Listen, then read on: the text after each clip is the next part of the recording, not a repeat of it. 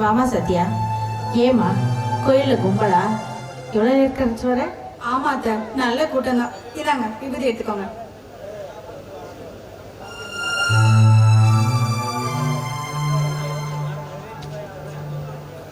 மச்சான் நீங்களும் வந்துட்டீங்களா? இதாங்க விபூதி எடுத்துக்கோங்க.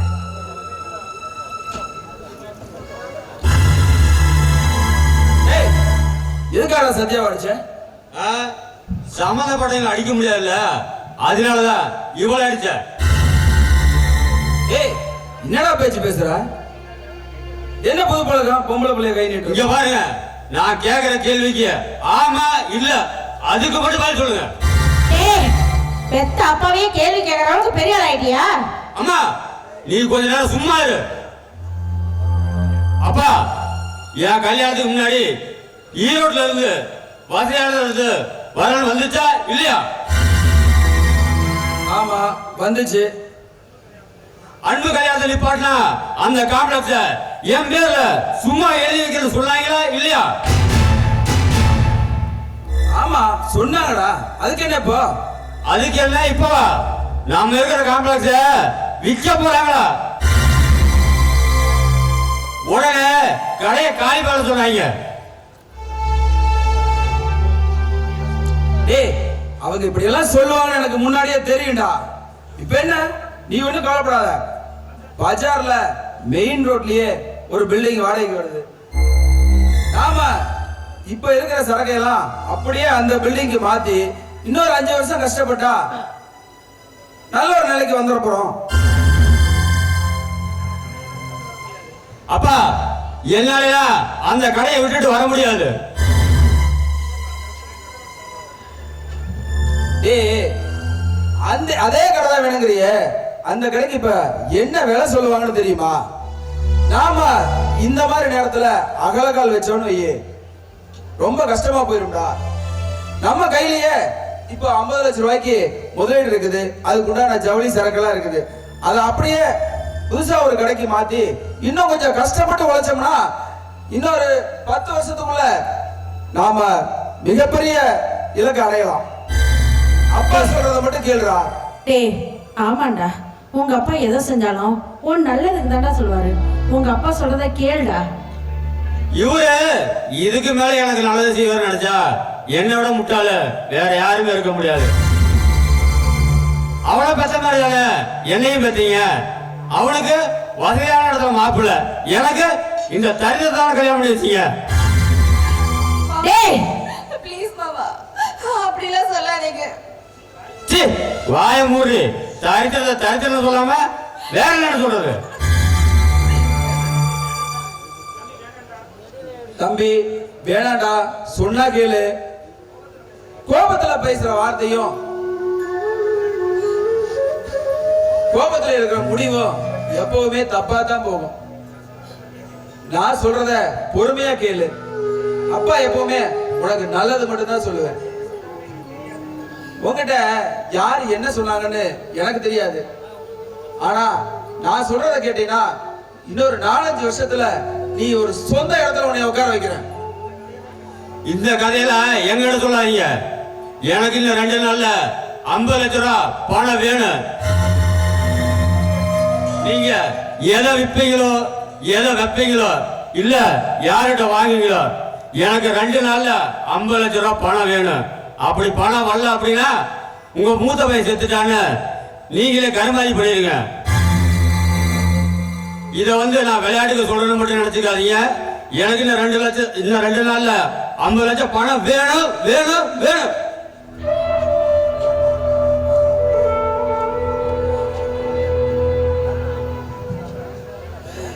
சாரதா, என் மூத்த பையன் ஒரு புள்ள பூச்சி, அவனுக்கு பேசவே தெரியாதுன்னு அடிக்கடி சொல்லுவியே.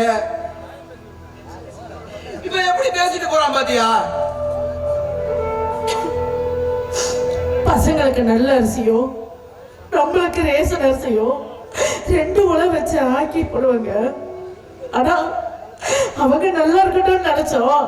ஆனா அந்த பையன் நமக்கு என்ன பரிசு கொடுத்துட்டு போறா பாத்தீங்களா?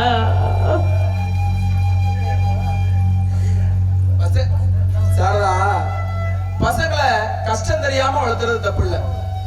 அவங்கள வளர்க்கறதுக்கு நாம என்ன கஷ்டப்படுறோங்கிறது தெரியாம வளர்த்துறதுதாம்மா தப்பு. கொஞ்சம் கூட மனசாட்சியே இல்லாம நீங்க என்ன செஞ்சு கிழிச்சிக்கன்னு அவன் கேட்டுட்டு போறானேங்க.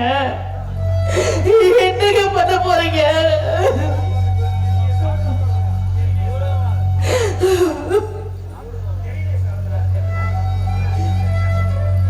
தெரியலையே சாரதா, தெரியல. நீ எனக்காக ஒன்னே ஒண்ணு மட்டும் பண்ணணும்.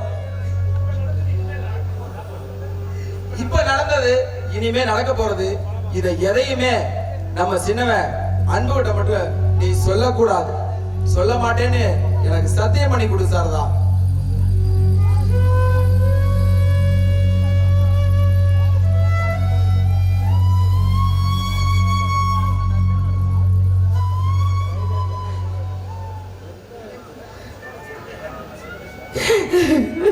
சாரதா, இவன் நெஞ்சத்துல கொஞ்சம் கூட ஈரமே இல்லாம நெருப்பாளி வீசிட்டு போறான். எனக்கு என்னத்த பண்ணி கிழிச்சுன்னு கேக்குறான். எல்லாமே சின்னவனுக்கே பண்றீங்களே, பண்ணிட்டீங்களே. அவனுக்கு மட்டும் நல்ல இடத்துல சம்பந்தம், நல்ல வேலை, நல்ல வருமானம் என்னென்னமோ கேக்குறான். ஆனா நாம பண்ணது பூரா இவனுக்கு தானே, சின்னவனுக்கு ஒண்ணுமே பண்ணலையே சார். ஆமாங்க, உண்மைதான். அவனை 10வது வரைக்கும் தாங்க படிக்க வச்சோம். அதுக்கப்புறம் அவன் நல்லா படிக்கிறான்னுட்டு அவன் ஸ்கூல் ஃபீஸ் கூட நம்ம கட்டுறதே இல்லை. 12வது வரைக்கும் அவங்களே எடுத்துக்கிட்டு நல்ல மார்க் வாங்குறான்னு காலேஜ் ஃபீஸ் கூட நம்ம கட்டவே இல்லை. அவனுக்கு படிக்கும் போதே கை மேல வேலை வந்து இப்போ அவனுக்குன்னு ஒரு நல்ல பொண்ணும் கிடைச்சிட்டா. ஆனா இவன் எப்படி எல்லாம் பேசிட்டு போறான் பாத்தீங்களா? ஆனா இந்த நாய்க்கு படிப்பு வரல. எத்தனை பள்ளிக்கூடம் மாத்தினா, எத்தனை வாத்தியார் கையில காலில் விழுந்து டியூஷன் வச்சு, எத்தனை பணத்தை செலவு பண்ணியும் இவன் ஒழுங்கா படிக்கலன்னு, சரி இவனுக்குன்னு ஒரு தொழில அமைச்சு கொடுப்போமேன்னு ஒரு ஜவுளி கடையை வச்சு கூட நாமளும் கஷ்டப்பட்டு இவனை ஆளாக்கி விட்டா என்னத்த பண்ணி கிழிச்சேன்னு கேக்குறானே. இப்ப அவன் பாட்டுக்கு 50 லட்சம் ரூபாய் பணம் கேட்டானே, அந்த பணத்துக்கு என்னங்க பண்ண போறீங்க?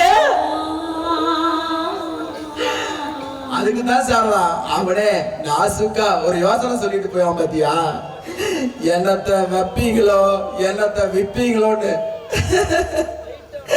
நம்ம கிட்ட விக்கிறதுக்கு வைக்கிறதுக்கு இந்த வீட்டை தவிர வேற என்ன சாரதா இருக்கு? அப்போ இந்த வீட்டையே வித்து உனக்கே கொடுத்துட்டு நடுத்தருவில நிக்கலன்னு சொல்றீங்களா? சாரதா, நீ தேவையில்லாம மனசை போட்டு குழப்பிக்காத சாரதா.